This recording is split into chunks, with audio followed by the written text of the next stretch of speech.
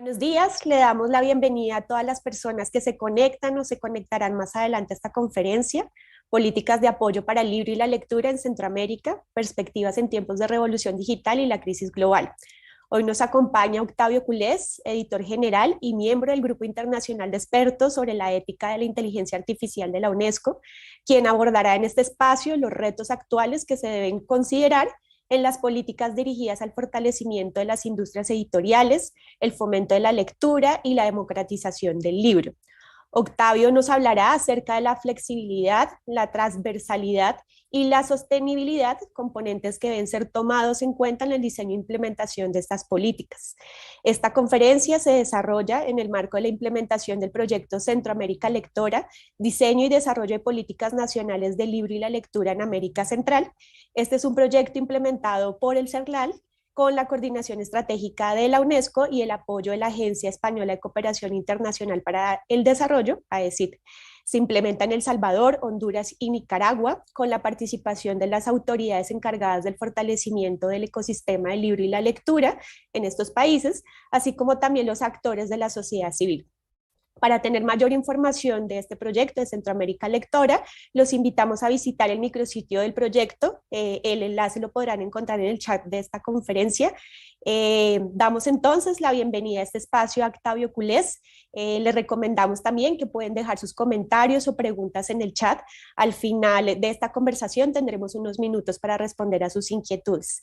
Octavio, bienvenido. Hola Gina, muchísimas gracias. Es un honor para mí estar aquí, siempre un placer participar en las actividades organizadas por el CERLALC. Voy a compartir pantalla para comenzar con mi presentación, que lleva como título Políticas de apoyo para el libro y la lectura en Centroamérica. Perspectivas en tiempos de la revolución digital y la crisis global. Como bien sabemos, nuestro mundo atraviesa un periodo de enormes cambios. Pienso, por ejemplo, en el cambio climático, la inestabilidad geopolítica, el retorno de la inflación, la revolución digital, tendencias que están impactando en toda clase de industrias y sectores, y el mundo del libro no es una excepción. En este contexto tan convulsionado, se vuelve indispensable repensar el modo en que se diseñan las políticas de apoyo para el libro y la lectura en nuestra región y en particular en Centroamérica, porque este proyecto, como comentaba Gina, se enmarca en el caso de Centroamérica. Entonces, les propongo para tratar el tema de los planes de apoyo al libro y la lectura en estos tiempos tan vertiginosos, de trabajar con este plan que está dividido en 4 etapas. La primera tiene que ver con pensar cuál es la importancia de los planes de apoyo al libro y la lectura en estos tiempos, en donde también mencionaremos algunos de los desafíos específicos que enfrenta el ecosistema del libro en la región latinoamericana y sobre todo en Centroamérica. Luego, me gustaría comentar algunas tendencias de esta llamada crisis global, después veremos en qué consiste. En tercer lugar, la revolución digital, que va a ser como el capítulo más extenso de la conferencia. Y finalmente, tratar de, a partir de todo lo dicho, tratar de delinear o diseñar una forma para pensar o repensar una nueva generación de políticas del libro y la lectura. Entonces, comencemos con esta sección sobre la importancia de los planes de apoyo al libro y la lectura. Creo que como mm, buena parte de ustedes viene del sector del libro, pero también sé que hay representantes de otros sectores. Me parece que siempre conviene enumerar la importancia del libro y la lectura para nuestra sociedad, aunque parezca algo como obvio. Pero el libro y la lectura son esenciales para el desarrollo educativo, eso es clarísimo. También para la inclusión y la diversidad, para fomentar una ciudadanía activa, para promover la innovación y la creatividad, para lograr un mayor impacto económico y para preservar la cultura. entre muchos otros objetivos. Y en este contexto, ¿cuál es la importancia que tiene un plan nacional de apoyo a la lectura y al libro en general? Bueno, este tipo de planes nacionales o programas nacionales permiten diseñar programas de promoción de la lectura, permiten establecer alianzas con instituciones educativas y culturales, generar políticas de preservación del patrimonio literario y cultural, regular y proteger los derechos de las y los autores nacionales, incentivar la producción editorial local, establecer pautas de inclusión y accesibilidad a la cultura, fomentar la participación ciudadana en la vida literaria y cultural, propiciar la innovación y la adaptación tecnológica en la industria del libro, y reforzar el apoyo a las bibliotecas públicas como centro de acceso a la lectura y al conocimiento. Para que un plan de apoyo al libro y a la lectura sea eficaz, creo que tiene siempre que cumplir con tres condiciones, con tres requisitos. Debe ser un plan o un programa transversal, esto es, que no se aplique a un solo eslabón de la cadena de valor, por ejemplo a las editoriales, sino que se aplique a todos los eslabones.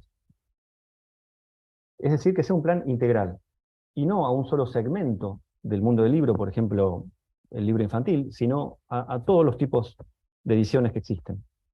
Esa es la transversalidad de un plan nacional de apoyo a la lectura y al libro. También los planes deben ser flexibles, que es el contrario de rígido. ¿Por qué? Porque deben poder aplicarse en cualquier contexto geográfico del país.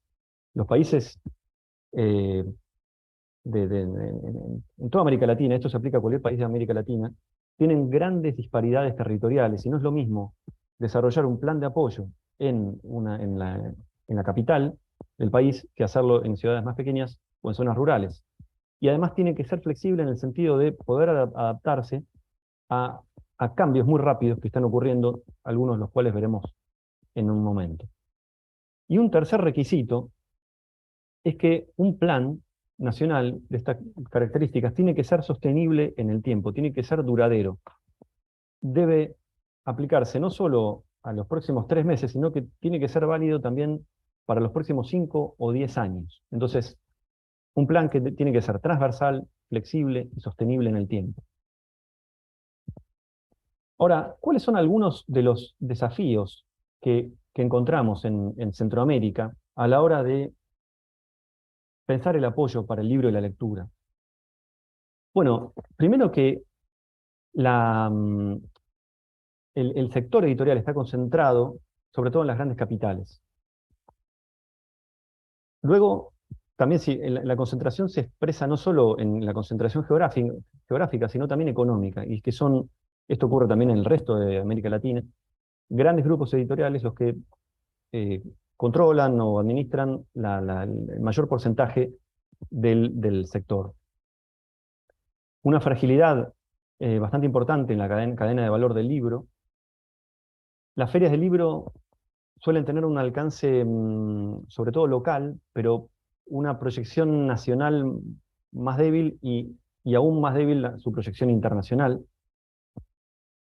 Estamos asistiendo a un auge de la autoedición en todo el mundo, y esto significa en cualquier país que los escritores, las escritoras que utilizan, por ejemplo, un sistema como KDP de Amazon, el Kindle Direct Publishing, para publicar sus libros impresos o sus libros electrónicos, lo que ocurre ahí es que eso escapa a las estadísticas nacionales. Los estados tienen grandes dificultades a la hora de comprender cuántas novelas han sido escritas por autores y autoras salvadoreños, porque muchos de esos autores y esas autoras están publicando en plataformas de autoedición sin pasar por el canal tradicional. Utilizan un ISBN norteamericano, que es el que provee la plataforma, o directamente no utilizan ISBN, algo que ocurre muchas veces con las ediciones digitales. Así que el auge de la autoedición, que en sí no es un desafío, ni es algo bueno ni algo malo, sí plantea problemas en términos de las estadísticas nacionales del mundo del libro. Por ejemplo, para establecer la bibliografía nacional. Hay una baja oferta académica para profesionales del sector, para quienes trabajen en la edición, en la creación literaria o en bibliotecas. Hay una escasez de recursos financieros, un fomento limitado a la creación, edición y circulación de producciones de los pueblos originarios, una transformación digital incompleta o insuficiente, problemas de infraestructura y de conectividad, más que en otros países de América Latina, una cultura lectora desigual, en donde los hábitos de lectura, nuevamente, en ciertos sectores de las capitales son mucho más intensos y altos que en otras regiones, y una falta de interacción de la comunidad con las bibliotecas. Estos son algunos desafíos específicos que encontramos en Centroamérica. Pero ahora me gustaría comentar, ya pasar a los desafíos y los riesgos globales que están obligando a repensar la forma en que se diseñan los planes de lectura y de apoyo al libro en todo el mundo. El primer tema de estos dos temas globales es la crisis, también llamada la policrisis. Y esto es un término muy abarcativo que sirve para referirse, por ejemplo, al cambio climático, que se está acelerando, como bien vemos, a la inestabilidad geopolítica, en parte consecuencia de la guerra en Ucrania, el regreso de la inflación en todo el mundo y otros fenómenos. ¿Cómo impacta esto en el mundo del libro? ¿Y qué tiene que ver esto con las políticas de apoyo al libro? Bueno, acá les comparto algunas páginas web de los principales diarios del mundo. Acá, en este caso, el Confidencial retoma una nota del Wall Street Journal sobre cómo la pandemia hizo que se disparara la demanda de papel y de cartón para los embalajes. Como recuerdan, durante los confinamientos, el comercio electrónico explotó, y eso hizo que buena parte del cartón y el papel se destinara a los embalajes de los productos y menos a imprimir libros. Entonces, eso tuvo un impacto en los costos del papel. Entonces, primer impacto, la pandemia. Aumento de los costos de papel como resultado del boom del comercio electrónico y de los embalajes. Otro titular del Financial Times tiene que ver con algo en parte relacionado con la pandemia, pero esto puede intensificarse en el futuro por otros motivos, y es la ruptura o los cortes en la cadena de suministro a nivel global. En este artículo del Financial Times, lo que se comenta son diferentes problemas que hubo en la cadena de suministro de la edición académica, sobre todo en Europa, como resultado de, por ejemplo, una huelga que hubo en papeleras de Finlandia. Eso provocó grandes demoras en las entregas, aumentos también de los costos, y quizás podríamos pensar que la situación geopolítica actual, en donde se habla mucho del desacople posible entre Estados Unidos u Occidente en general y China, puede llegar a ser que todas las editoriales de Occidente que imprimían en China, sobre todo libros infantiles, van a tener que buscar, en caso de que se produzca un desacople, una ruptura, van a tener que buscar otra forma de imprimir más cerca de casa, y eso va a implicar nuevos aumentos de costos, porque es mucho más costoso hacerlo en escalas pequeñas, en cercanía, que hacerlo en grandes tirajes en China. El cambio climático. El cambio climático es una clara ruptura de las cadenas de suministro.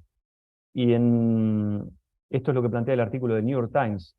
Y también va a intensificar los problemas que mencionaba antes de escasez de papel, la necesidad de imprimir más cerca, demoras en las entregas, etc. Todos estos factores, sumados a la guerra en Europa, el aumento de los costos de la energía, hacen que esté volviendo la inflación en el mundo, y que se encarezca el papel, también se encarezca el transporte, y eso ya se nota porque se está trasladando a los precios. Las editoriales no tienen otra opción que trasladar el aumento de costos a aumento de precios, que los lectores y las lectoras, bueno, tienen que pagar ahora un libro bastante más caro. Como vemos en el titular, en este diario, el diario de España, vemos que los costos han subido un 20 y un 30% en apenas 6 meses.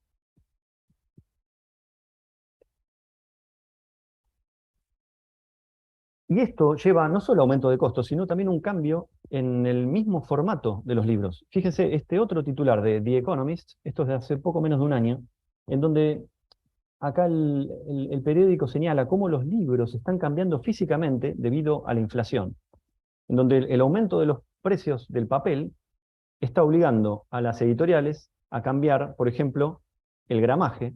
Utilizan un gramaje menor, en vez de utilizar 80, ya utilizan 70, o a veces menos. Están achicando los márgenes laterales para que entre más texto, e incluso, menciona el artículo, están rechazando originales, textos que reciben de los escritores, de las escritoras, y son demasiado extensos. Así que esto está cambiando, no es un cambio cuantitativo meramente, ya es un cambio cualitativo de toda la industria. Es una crisis global que ya está impactando la industria tal como la conocemos y que hará, y seguramente provocará nuevos cambios en el futuro. Ahora, se pregunta también en este último artículo que les comparto de Publishing Perspectives, una de las representantes de Elsevier, Rachel Martin, comenta que, según ella, dentro de los próximos años, ella dice, dentro de los próximos 5 años, seguramente veremos que habrá un etiquetado frontal en los libros, así como hay un etiquetado frontal de muchos productos alimenticios, en donde vemos que este paquete tiene demasiado sodio o es muy elevado en azúcar, etc. Vamos a ver seguramente, según Martin, un etiquetado frontal en los libros que explican que este libro quizás tiene demasiado impacto ambiental, una huella de carbono demasiado grande, porque se imprimió muy lejos, recorrió miles de kilómetros y llegó a manos del lector, y eso el público va a empezar a ser cada vez más sensible a ese tipo de problemas. Entonces, esto con respecto a la crisis global. Y ahora, hablemos un poco más a fondo de la revolución digital. Esto no es un fenómeno nuevo, lleva décadas, y a decir verdad, el cambio, la revolución tecnológica en el mundo del libro lleva muchísimo más que décadas, lleva siglos o milenios. Piensen, por ejemplo, en los cambios de formato que hubo desde hace 2500 años hasta hoy. En la época del Antiguo Egipto, la Antigua Roma, la Antigua Grecia, se solía leer en rollos, o volúmenes, es sinónimo, hechos de pergamino, en donde el propio formato determinaba que no existiera la idea de página. No había noción de página porque el rollo se enrollaba y se desenrollaba, valga la redundancia, pero la página no se daba vuelta.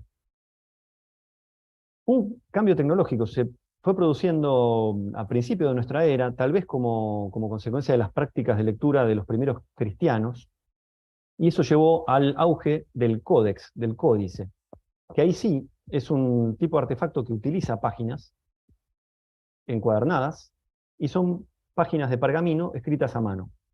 Es interesante ver que los dos formatos coexistieron durante siglos. No es que el códex reemplazó enseguida al rollo de pergamino porque se dieron cuenta que ya era viejo, sino que hubo una coexistencia durante mucho tiempo. En a mediados del siglo XV, como sabemos, la imprenta introducida en Europa por Gutenberg revoluciona la manera de producir los textos. Y vemos acá un ejemplo de un incunable, son los libros impresos en los primeros 50 años de la imprenta, digamos, hacia 1450 hasta 1500, en donde el texto en negro que ven en pantalla está impreso, pero el editor agregó algunos caracteres en rojo, en azul.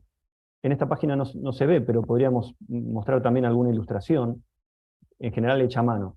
Y también durante mucho tiempo que existió el libro manuscrito con el libro impreso. Y de alguna forma seguimos teniendo el volumen cuando se trata, por ejemplo, de recibir un título universitario. No recibimos un grupo de páginas abrochadas como si fuera un códex o un libro impreso a la Gutenberg, sino que recibimos un volumen, un rollo, que es signo y símbolo de prestigio, de tradición, de honor. Con lo cual todos los formatos coexisten, algunos desplazan a otros, pero no hay no es que un formato reemplace a los anteriores de golpe.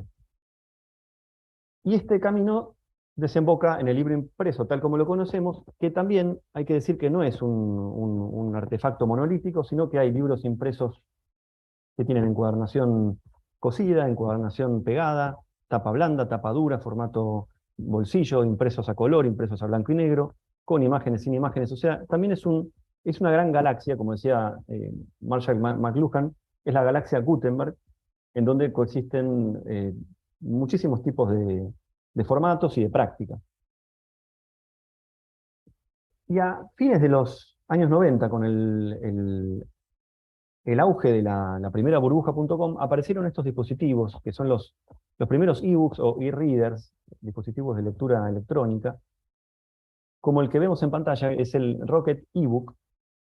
Realmente un lindo diseño y un dispositivo con luz propia, con batería, con algunas horas de autonomía, un almacenamiento que permitía tener algunas decenas de títulos, pero que nunca despegaron. Cuando se pinchó la burbuja.com a principios de la década de 2000, muchas de las empresas quebraron y hubo que esperar hasta el año 2007 eh, para realmente asistir a la segunda generación vencedora, que son los dispositivos como el Kindle o tantos otros, que no tienen luz propia, como era el caso del Rocket eBook, sino que utilizan tinta electrónica. Mucha más autonomía en términos de batería, puede durar semanas, no solo algunas horas, y bueno, mucha más capacidad de almacenamiento.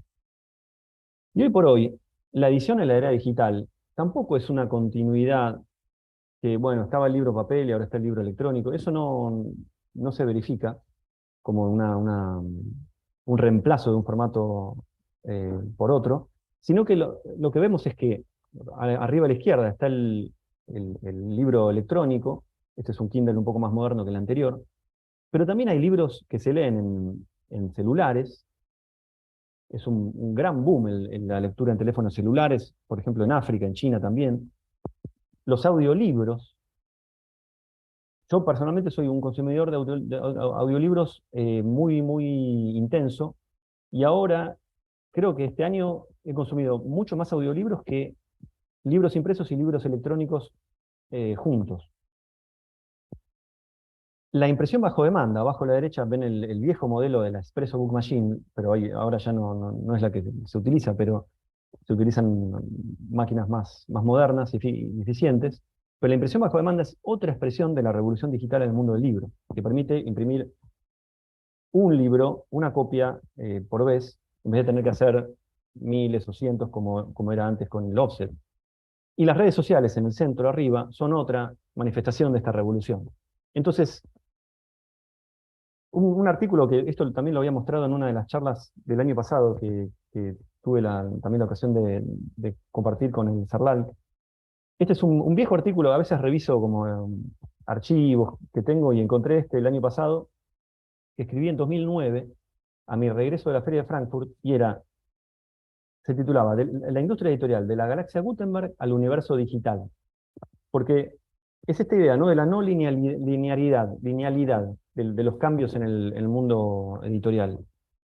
Con las tecnologías hay una explosión como si fuera un Big Bang permanente, y las galaxias anteriores coexisten con las galaxias nuevas en un universo mucho más grande y muy dinámico. Así que es importante, creo, retener esa idea de que no es un avance lineal. Y hay una ruptura de este aspecto lineal que tiene que ver con la estructura misma de la cadena de valor. Esto lo tomo del informe de la UNESCO Repensar las políticas culturales del año 2018. Siempre estábamos acostumbrados a pensar los eslabones de la cadena de valor del mundo del libro y de cualquier otra industria creativa como si fuera un tren, ¿no?, como un esquema lineal en donde cada eslabón agrega valor a un producto, a un servicio, y luego, cuando termina, se lo pasa al eslabón siguiente, y así sucesivamente hasta llegar al final, hasta llegar al consumidor. En el caso del mundo del libro, en la creación tendríamos a escritores y escritoras, luego en producción a las editoriales, las imprentas, en distribución a las librerías, los distribuidores, las bibliotecas, a las plataformas de Internet. En el acceso tendremos al público, y en la participación también, en donde el público no solo consume, sino que también intercambia opiniones, comparte con sus iguales. Este es el esquema tradicional. El esquema actual, propio de la era digital, es un esquema no lineal, sino que es un esquema en red, un esquema que podríamos llamar rizomático. ¿Por qué? Porque acá ya no son simples eslabones de una cadena lineal, sino que son nodos, nodos de una red que interactúan en tiempo real. Una escritora escribe su novela, la sube a internet, el público comenta en tiempo real: este personaje me gusta, este pasaje no está muy bien logrado, este capítulo mejor quitarlo. Y en simultáneo la escritora va haciendo los cambios. Además, al mismo tiempo, el editor con un ilustrador, un diseñador, van trabajando en la plantilla de diseño de los interiores, también en tapas con diferentes imágenes, y el público opina, luego cambian y van y vienen, y luego producen una versión que ya no es una versión en borrador, sino que es una versión 1.0. Al año pueden hacer la versión 2.0 y así sucesivamente. Entonces vemos que no es un esquema en donde cada eslabón produce y luego se desentiende, sino que están todos produciendo información en tiempo real. Y lo que se comparte ya no es una materia prima, no es papel y tinta que pasa de un eslabón al otro, sino que son datos, bits, unos y ceros que se intercambian entre todos. Esa es la nueva savia o la nueva sangre del ecosistema cultural, unos y ceros. Y en este contexto surge una tecnología que es sumamente vertiginosa, acelerada, revolucionaria, que es la inteligencia artificial.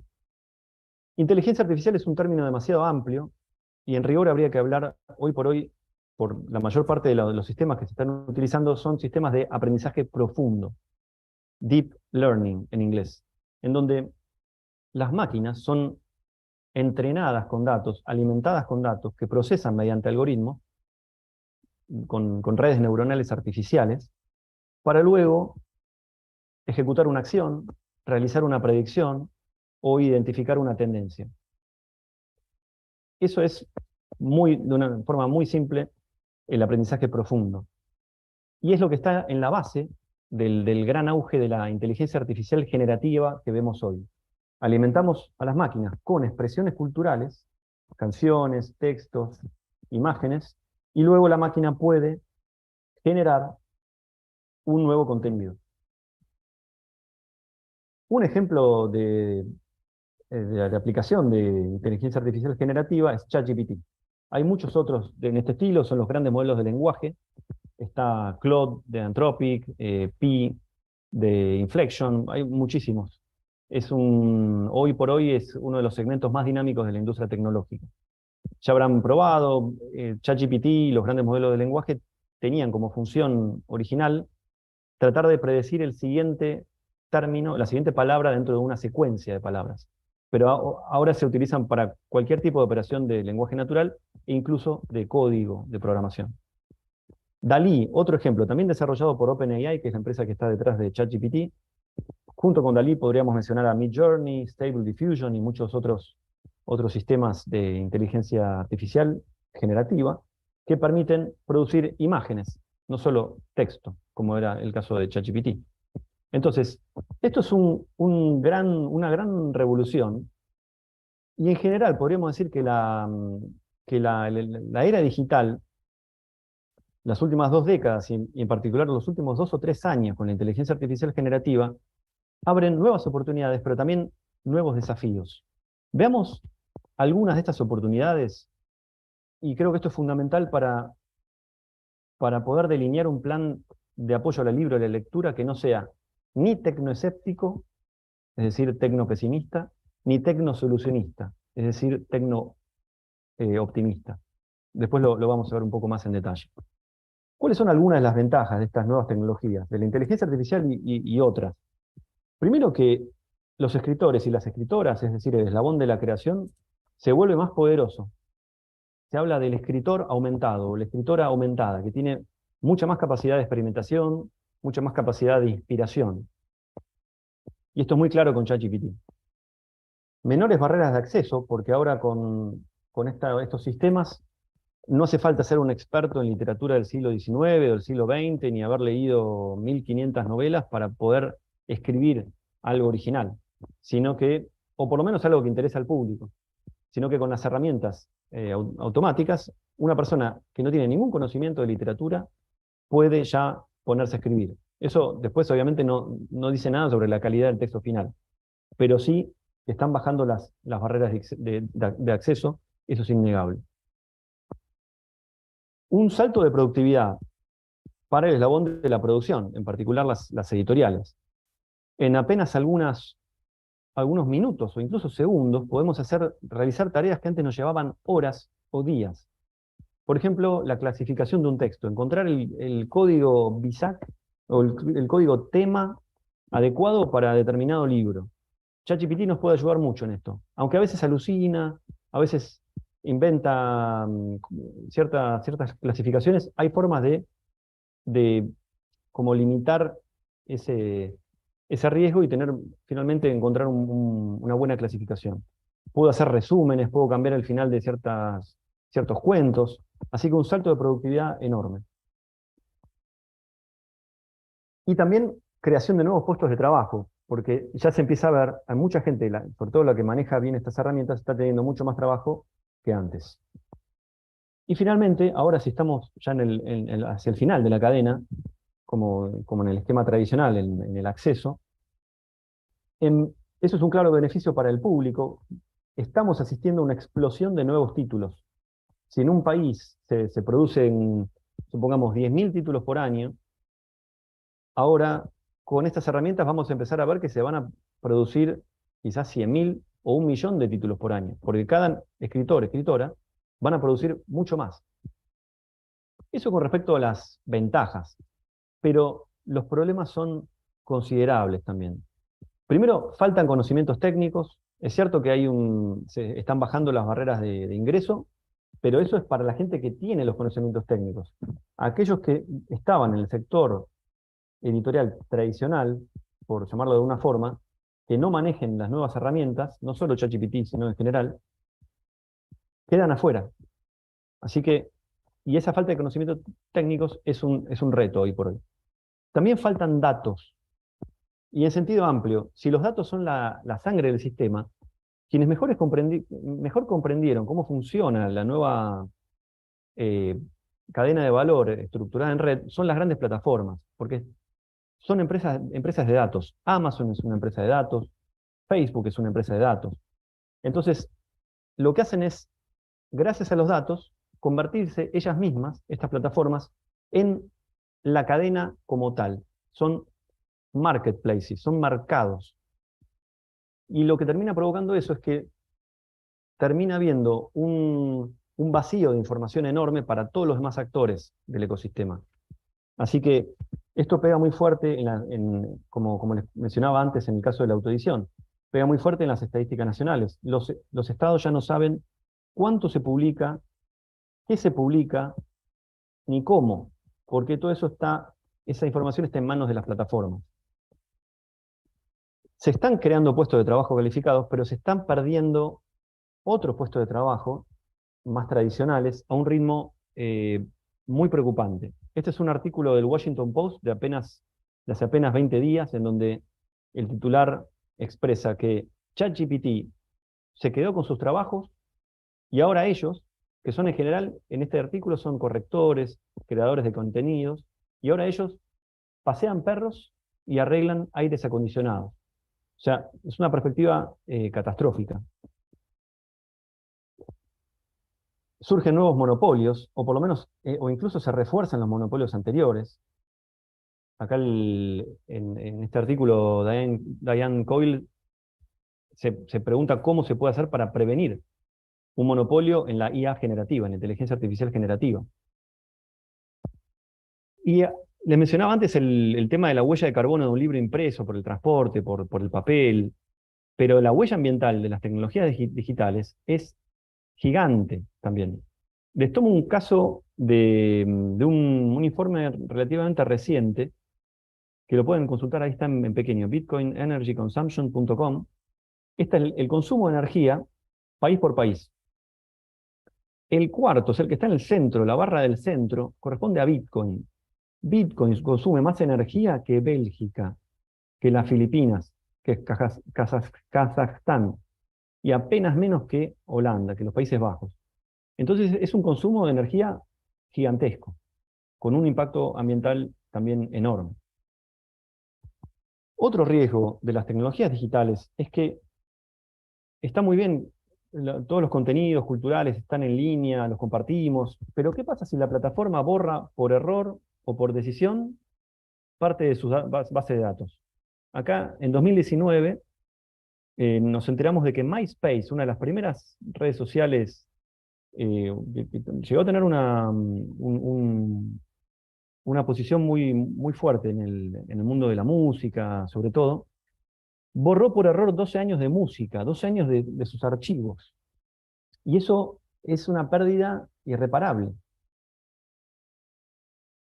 Fake news, ¿no? Las informaciones falsas. Acá la BBC se pregunta si la inteligencia artificial podría inundar las redes sociales con cuentas falsas, informaciones falsas. Ya está ocurriendo. El tema de los sesgos es un problema enorme. Después, si tenemos tiempo durante las preguntas, podemos ver algunos ejemplos, pero se ve muy claramente en cualquier solución de inteligencia artificial que, como utilizan datos, los datos son siempre una muestra y tienen sesgos, tienen distorsiones con respecto al resto de la población. Acá, en este ejemplo, ven como la traducción de Google Translate del malayo, que es una lengua que no tiene género, arroja una respuesta siempre en femenino. Google Translate considera que la profesión de enfermería es femenina y después que la profesión de doctor es masculina. Eso es un sesgo que puede verificarse después en todos los textos que hayan sido creados con esta herramienta. Después la cuestión de la descubribilidad. Parece un neologismo, pero existe, está permitido el uso del término. En realidad es un anglicismo y después ya se adaptó a la lengua española. Viene de discoverability. Es la capacidad que tiene un contenido de ser identificado, descubierto, por un usuario que no necesariamente lo estaba buscando en Internet. Entonces, una cosa es que un contenido sea encontrable, porque bueno, si tiene buenos metadatos, lo voy a encontrar. Si lo busco, lo encuentro. Pero ¿cómo puedo hacer para descubrir textos que yo no buscaba? La sorpresa, ¿no? O serendipity, como dicen en inglés. Una grata sorpresa, qué interesante esto, la descubribilidad de los textos. Hay muchos estudios que indican que se está perdiendo terreno y que están ganando en general los contenidos más, los grandes hits, los bestsellers, y que los contenidos de nicho son cada vez menos descubribles. En el caso de la inteligencia artificial, otro gran problema, y no vamos a tener tiempo de detenernos en esto, es quién es el titular del derecho de autor, del copyright. Eh, este tema a mí me viene como inquietando desde hace varios años. La primera vez que publiqué algo sobre esto fue en el informe global de la UNESCO de 2018, que dediqué la mitad del artículo a inteligencia artificial. Era de 2017 el texto, y surgió todo como resultado de que la computadora de DeepMind le ganó al ajedrez al Lee Sedol, que era el gran campeón de Go. Y la idea era ver cómo la computadora empezaba a ser creativa y a hacer movidas y jugadas que eran cada vez más bellas. Entonces, ¿quién era el autor de esas jugadas y quién es el creador de una obra, un contenido generado con inteligencia artificial? La máquina no tiene intención. ¿Quién es el usuario final? ¿O es la plataforma que generó los algoritmos? ¿O quienes dieron los datos para alimentar a la máquina? Hoy es una enorme discusión. Un problema más, la burbuja perfecta. Antes estábamos todos acostumbrados al problema de la burbuja de filtro, o sea, burbujas estructuradas en comunidades, donde compartimos los mismos gustos, las mismas opiniones políticas, por efecto de las redes sociales. Pero con la inteligencia artificial generativa, en algún momento Amazon, y he leído por ahí que hay algunos experimentos, Amazon u otras plataformas pueden crear textos específicamente pensados para nosotros como individuos, porque conocen nuestros gustos. Así que vamos a estar quizás leyendo algunos textos que nadie más está leyendo, solamente nosotros, y que nos pueden llegar a gustar mucho. Eso rompe la idea de una cultura común. El reto de las disparidades entre lenguas, el castellano, el español en América Latina es, por lo menos quitando a Brasil, es casi es un continente enorme. Acá vemos en un gráfico con las lenguas más habladas, ¿no? En términos de lengua materna. El chino mandarín con 1.440 millones de personas. El segundo es el español con 615 millones de personas. Después el inglés, el hindi, el árabe, el portugués, el bengalí, etc. Fíjense, por ejemplo, el alemán está muy lejos, el francés todavía más lejos, porque esas son lenguas maternas. Pero ¿qué pasa? En América Latina hay lenguas que no son el español, no son el portugués. Español y portugués son dos grandes continentes, son dos grandes planetas. Y al ser grandes planetas, eso atrae inversiones y más interés por parte de las plataformas para invertir en soluciones por ejemplo, de inteligencia artificial. Pero otras lenguas, lenguas de pueblos originarios, son habladas por una cantidad mucho menor de personas, y el riesgo es que queden relegadas en la era de la inteligencia artificial. Y una posibilidad de que exista una brecha creativa entre norte y sur, porque la gente que tenga más acceso a las herramientas y a la capacitación en el norte, en Europa, Estados Unidos, Japón, ellos van a tener mucha más creatividad que las personas del sur que no tienen acceso a estas herramientas. Entonces, en este contexto de enormes desafíos y también de oportunidades, me parece que vale la pena hoy más que nunca que tratemos de repensar y de delinear una nueva generación de políticas del libro y la lectura. Con respecto a la cuestión de la crisis global, me parece que vamos a tener que incluir más y más el tema de la sostenibilidad. Mencioné antes la huella de carbono, el cambio climático. Va a ser indispensable empezar a incluir, por ejemplo, los Objetivos de Desarrollo Sostenible de la ONU cada vez que delineemos una política nacional. Muchos de los objetivos, los ODS, Objetivos de Desarrollo Sostenible, se refieren directa o indirectamente a la cuestión del libro y de la educación.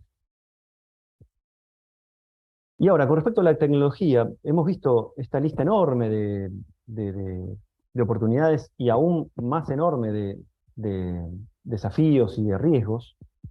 Me parece que hay que tratar de transitar por un camino del medio, un desfiladero muy estrecho entre dos precipicios. Un precipicio es el tecnoescepticismo, o la tecnofobia o el tecnopesimismo, es decir, negar cualquier ventaja de la era digital y seguir pensando en planes de apoyo a la lectura tradicionales, en donde lo digital es apenas un anexo lejano, o ni mencionarlo. Eso es tecnoescepticismo, es pensar que lo digital no está teniendo ningún impacto. El impacto es gigantesco, no lo podemos negar, debemos colocarlo en el centro de la escena. Pero al mismo tiempo, y este es un riesgo que veo una y otra vez en el sector y en general en las industrias creativas, es el tecnosolucionismo. Es pensar que la tecnología nos va a dar el sentido, que tenemos que estar corriendo detrás de la tecnología. Y eso siempre lleva a la derrota, porque no podemos tener una carrera armamentística en un terreno tecnológico que no es el nuestro. El tecnosolucionismo o el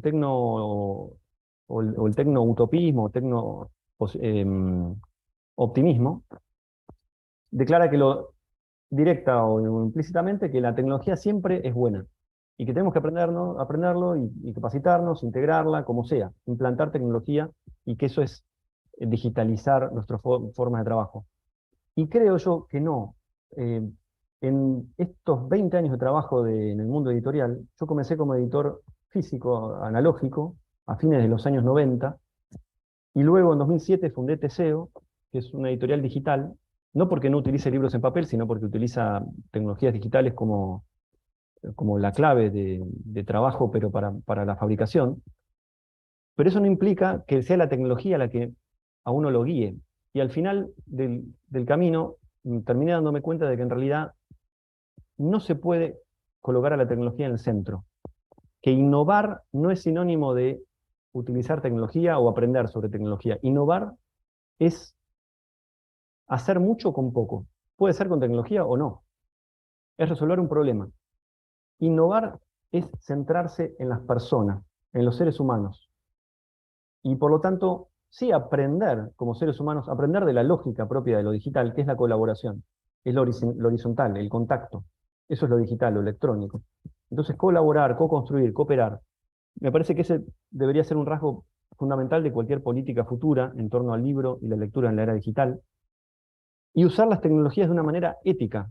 No cualquier tecnología debe ser utilizada por el impacto que puede tener, impacto ambiental, impacto en términos de los sesgos, y porque también incluso puede llegar a destruir mi propio negocio en el futuro. Recuerden lo que pasó con Cambridge Analytica. Las redes sociales, todos las planteaban como, bueno, ahora el usuario se empoderó, es la democratización de la participación, ya nadie tiene que ser rico para poder publicar, no, ahora cualquiera puede opinar. Pero fíjense lo que terminó ocurriendo. Nos lanzamos todos en las redes sociales de una forma acrítica, ciega, y por no haber comprendido profundamente qué implicaba esa tecnología, hoy seguimos pagando las consecuencias. Entonces, creo que hay dos documentos que creo que nos pueden ayudar muchísimo en el uso ético y centrado en las personas del uso de las tecnologías. Es uno, son las orientaciones prácticas de la Convención 2005 de la UNESCO. Es la Convención para la Protección y la Promoción de la Diversidad de las Expresiones Culturales. Las orientaciones prácticas ofrecen una guía de acción muy concreta para todos los estados, particularmente, que quieran desarrollar políticas en el entorno digital, políticas culturales en el entorno digital. Buena parte del abordaje que tomé en esta presentación está inspirado en las orientaciones prácticas de la Convención 2005. Estas orientaciones fueron adoptadas en 2017.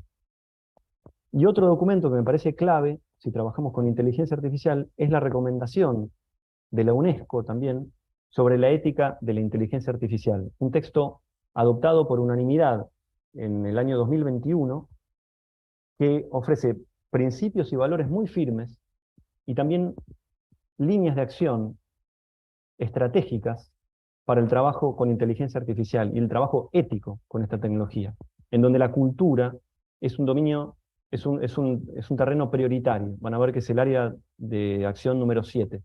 Así que creo que también puede servir. Entonces, para terminar, creo que lo importante en este mundo de crisis global y de revolución digital es, como mencionaba, centrarnos en las personas y por lo tanto trabajar con una serie de ejes que tienen que ver con nuestros valores y con lo que queremos lograr, no tanto con los medios, que son las tecnologías. Eso aparece en cada uno de los ejes como un subtema, pero no puede ser un gran eje, a mi juicio.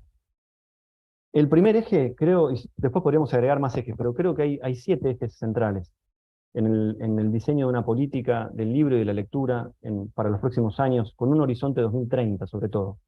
Primero, garantizar la sostenibilidad económica de la cadena de valor. Están cambiando muchas cosas, van a cambiar aún más, pueden caerse eslabones, por ejemplo, librerías, bibliotecas, editoriales. Hay que sostener, hay que ayudar a que puedan encontrar nuevos modelos de negocio. Segundo punto, formación para todos los actores. Por ejemplo, en temas de derecho de autor, también en temas de herramientas digitales. Fomento de la vida literaria en general, apoyar a los festivales físicos, los festivales digitales, sensibilizar al público en la importancia de la creación literaria a través de redes sociales, entre otros medios. Después, consolidar las bibliotecas públicas. Es un pilar fundamental de cualquier política. Por ejemplo, apoyar con infraestructura, con también recursos económicos para la adquisición de colecciones físicas y colecciones digitales. Invertir en patrimonio y archivos. Esto es clave. Recuerdan el caso que les comenté de MySpace. Hay que seguir invirtiendo en patrimonio, en la protección del patrimonio cultural, en el entorno digital. Digitalizar las colecciones, conservar colecciones físicas y digitales, y también difundirlas a través de la web y otros canales. La bibliodiversidad me parece que también es un eje fundamental. La bibliodiversidad es la diversidad del libro, diversidad cultural, perdón, aplicada al mundo del libro. Es un término que surgió en, a principios de la década de 2000. Se inspira en la Declaración de la Diversidad Cultural del año 2001 de la UNESCO y en la Convención de 2005, y fue eh, un término clave propuesto por la Alianza Internacional de Editores Independientes, de la cual soy miembro, y apunta a esta idea de garantizar la diversidad en el ecosistema editorial, y es mucho más que la diversidad de textos, de poder encontrar cualquier tipo de libro, porque eso vemos que estamos yendo hacia una explosión de contenidos, como les comentaba. Es mucho más que la diversidad de contenidos, también es la diversidad de creadores, de que haya más gente creando y también editando, que consolidar a la cadena comercial. Y en tercer lugar, es diversidad de públicos, para que no sean siempre las mismas personas, sectores minoritarios que tengan acceso al libro y la lectura, sino que se pueda democratizar cada vez más eh, el consumo la participación en este ámbito. Y por último, pero no menos importante, me gustaría subrayar una séptima propuesta que tiene que ver con la misma idea de los datos en el centro de la cadena de valor digital. Así como los datos son la nueva savia, la nueva sangre del ecosistema, tiene que haber, creo yo, en cualquier plan, una unidad interna que esté destinada como un observatorio, que esté destinada a eh, recopilar información, recopilar datos, hacer mediciones y sobre todo hacer seguimiento de tendencias emergentes como aquellas que mencioné, ya sea crisis global, revolución digital y otras que puedan surgir en el futuro. Entonces, bueno, estas son algunas ideas que quería compartir sobre cómo podríamos repensar las políticas del libro, de apoyo al libro y la lectura en los próximos años en Centroamérica y en general en América Latina. Creo que es un momento único en el cual podemos replantearnos todos estos temas y lograr así entre todos, entre todas, que el ecosistema del libro de los próximos años sea lo más diverso, lo más rico y lo más democrático posible. Muchísimas gracias.